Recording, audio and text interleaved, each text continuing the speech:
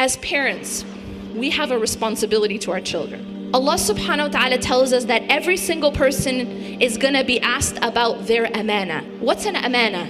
An amana is a trust. So if I were to entrust you with some money, for example, then you would be responsible for that, taking care of that money, right? Allah subhanahu wa ta'ala has given us a trust. Allah in fact has given us many trusts. And one of the most precious of them is our children. Allah will ask us what we did to give our children their right of an Islamic education. It's not just something optional. It's something that is fard. It is obligatory upon us to give that to our children. And if we don't, if we fall short for whatever reason, for whatever illusions we are chasing, we will be asked by Allah subhanahu wa ta'ala. We will be asked why we did not give them that education and that environment that was their right. It's a right upon us, right? That it is actually an obligation rather upon us, and it is their right. Many of us are under the impression that because there's some sort of so-called separation between church and state. No, my children, they're not being taught about Jesus at school.